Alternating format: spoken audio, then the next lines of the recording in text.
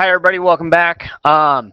Today, I know it's a little different to do a warm-up through a video as opposed to having me in class. But if I were you, I would actually take the time, pause the video right here, and actually try and solve this systems of equations. We've talked about two different methods, the first being graphing and the second being substitution. So one of them I think would be a little easier than the other, but both will get you the same answer. So I would actually pause the video here, try and work this out, and then you can come back and fire this back up. So go ahead and pause that now if that's what you are going to do. Okay, hopefully you took some time to pause the video and actually work this out. Now, I'm going to solve this using substitution. This problem sets up very nicely for substitution, so I am going to do that. In order to do substitution, I need to solve one of these for either x or y. I think solving the top equation, x minus y equals 11, so that x is on one side of the equation by itself, is going to be our best option. So I'm going to add y to both sides. And I'm going to get the equation x is equal to y plus 11. Now that I have this solved for x, I am actually going to take y plus 11 and plug that into my second equation for x. So everywhere I see an x, I'm going to write y plus 11. So I come up with the equation 2. I see an x, so I'm going to put y plus 11. Okay, in parentheses, I do that because 2x means 2 times x. And I got to keep going with the rest of my equation. So I have my 2x plus y is equal to 19. Now, hopefully, since you see these parentheses, you are just giddy and want to distribute this 2, because that is exactly what we're going to do. We're going to get 2y plus 22 plus y. Okay, that's the same plus y from our last step, is equal to 19. Collect my like terms. I'm going to get that 3y plus 22 is equal to 19. Again, I get that 3y from 2y plus y. And now I'm just solving equations like we would have done first semester. Since I'm adding 22, I need to subtract 22 from both sides. I'm left with 3y is equal to negative 3. And divide both sides by 3. I get that y is equal to negative 1.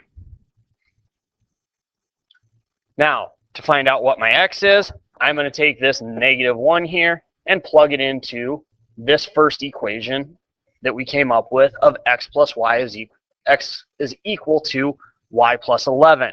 You can actually plug it into any one of the other equations. It's just a lot more efficient if you plug it into the equation that is already solved for x. So I'm going to get that x is equal to negative 1 plus 11, or x is equal to 10.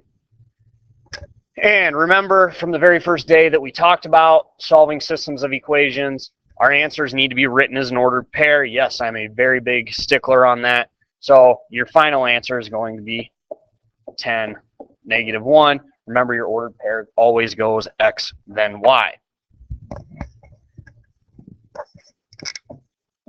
Now, what we're actually going to talk about today, we're going to do another method that is called elimination. I'm going to be honest with you guys. This is kind of my go-to one. Substitution works very nice in certain situations.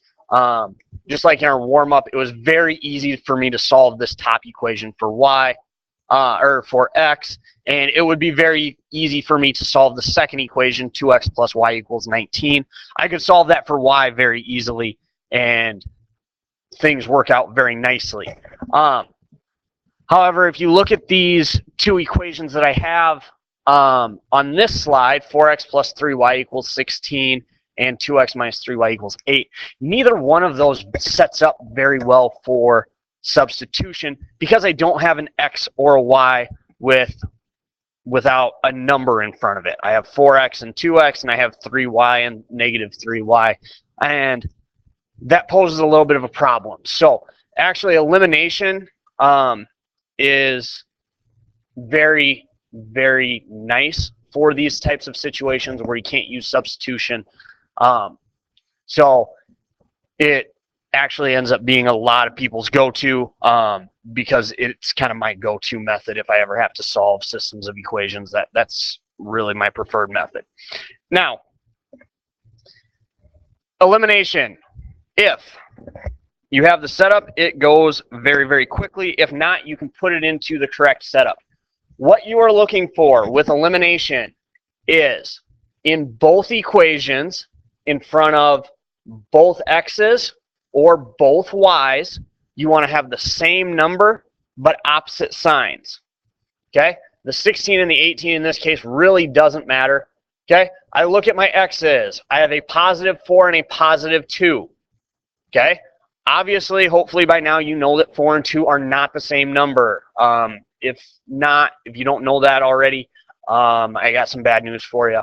But obviously not the same number, so signs really don't matter.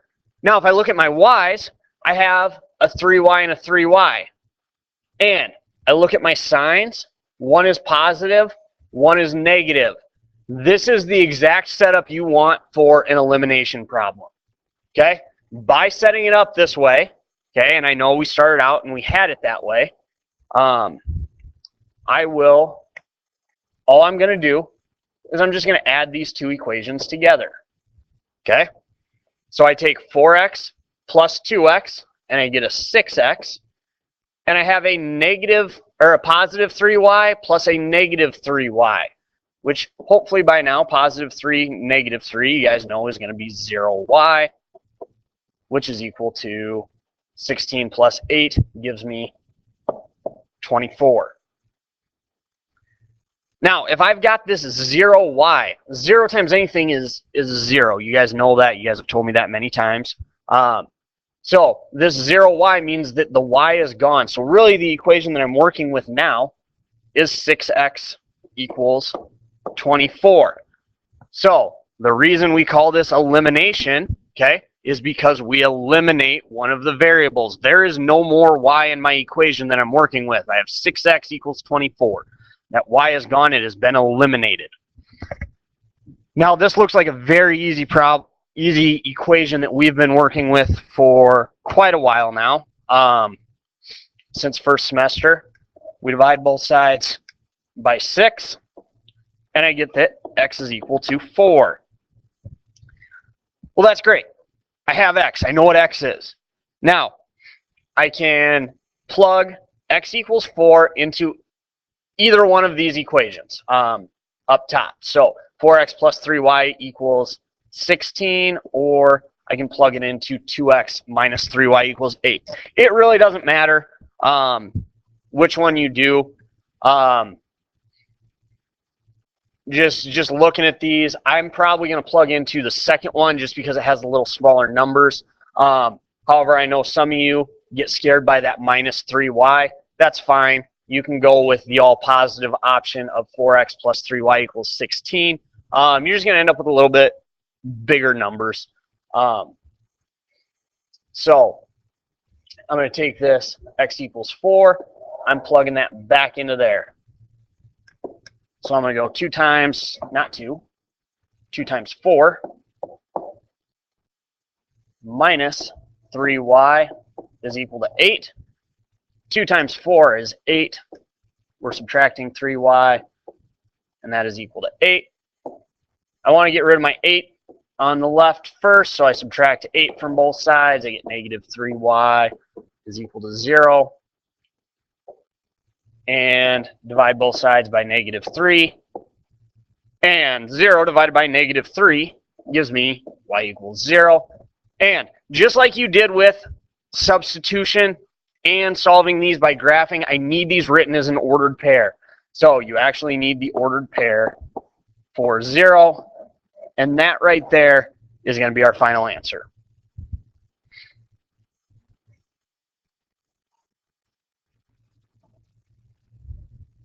So I'm going to solve this linear system. Okay, and notice right away, doesn't tell me a method. I could choose any method I wanted. I don't see just an X or a Y by itself without a number in front of it. So I'm going to go right away to elimination. But in order to do that, I need, remember, the same number in front of both X's or both Y's, okay? We did Y's in the last example. That doesn't necessarily have to be the same way that you do it every time. It just kind of depends on how the problem is set up, what you're going to look for. And you need opposite signs in front of those, okay? Changing signs is very easy. All you got to do is multiply by a negative. That's fine. So what I'm going to do here, I look and I see that in front of my X's I have a +3 and a -4. Okay, opposite signs already. Okay, that's good. But 3 and 4 are not the same number. So I need to somehow sit here and I need to ask myself, is there a number that 3 and 4 both go into? And after a second I can tell myself, well, 3 and 4 both go into 12. So what do I need to do to turn 3x into a 12x? Well, 3 times 4 is going to give me 12. So I'm going to multiply this entire first equation by 4. And I'm going to repeat the same kind of process with my second equation and ask myself, what do I need to multiply 4 by to get 12? Well, the answer is going to be 3. Now, when you multiply these equations by 4 and 3, these numbers need to get distributed to the entire equation, not just the x's, not just the y's, not just the numbers at the end, everything. So 4 times 3x is going to give me 12x plus 4 times 5y is going to give me 20y, and that's going to be equal to 4 times 6, or 24. Okay, I do the same, repeat the same process with my 3. I'm not going to draw the arrows in just so I can, kind of still read the problem a little bit. And I'm going to go 3 times -4x is going to give me a -12x. 3 times 2y is going to give me 6y. And 3 times 5 is going to give me 15. Now, from there, I have the same number in front of both x's. I have opposite signs, so I just add these two equations together. Okay? 12x plus -12x gives me 0x. 20y plus 6y is equal to a +26y. And 24 plus 15 gives me 39. So I end up with 26y is equal to 39. Divide by 26. And now 39 divided by 26. Hopefully you guys know by now. If you don't, that doesn't come out even. So I need a number that will divide 39 and 26. That number actually happens to be 13. So when I divide 39 by 13, I'm left with 3. 26 divided by 13 is 2. So y is going to be 3/2. Now, again, to find my x value, I'm going to plug into, I can actually plug into any of the equations that I've worked with so far. I would stay away from the ones that you've multiplied by just because your numbers are going to get bigger. I'm not a huge fan of working with big numbers, so I like to keep things small, keep things that where I don't need to run my calculator right away. So I'm actually going to plug into this first equation here before I multiplied it. So I'm going to get 3x plus 5 times 3/2 and that has to be equal to 6. So I get 3x plus, remember, multiply across the top, multiply across the bottom when you're multiplying fractions. So 5 times 3 is 15 over 2. Remember, that's 5 over 1 times, so you multiply your 1 and your 2, and that has to equal 6.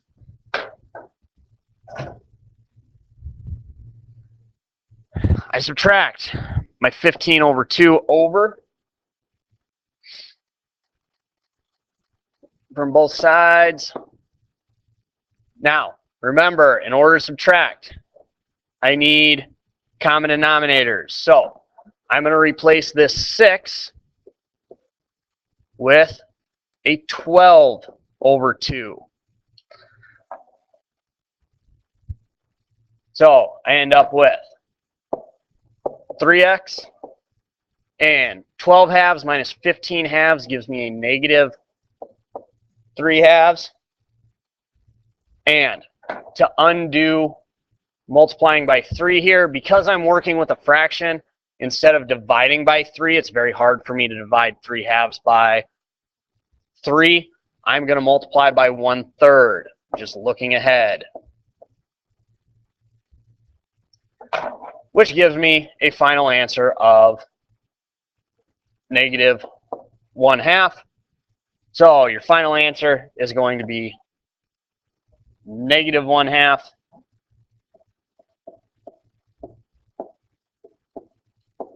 3 halves. And that's our final answer there. That is not the only way that you could have done this problem. If you wanted, you could try and eliminate your y's. That would have worked as well. We would have ended up with the exact same answer. Looking at my 5y and my 2y, I would probably take both of those to 10. So I would multiply the top equation by 2 and the bottom equation by 5. Now, however, I say a positive 5 and a positive 2. So in order to do this, all I have to do is slap a negative in front of one of them. I would probably pick the 2. Maybe I would pick the 5 just because I have that negative 4. But that would get you the exact same answer. You would go through the exact same process. You would just eliminate your y's instead of your x's. There's your homework. We'll check this when I get back. Give this a shot. Ask each other questions. Work through this. That's fine. Other than that, go ahead and work on this. If you have questions, shoot me an email or something. We'll get you squared around.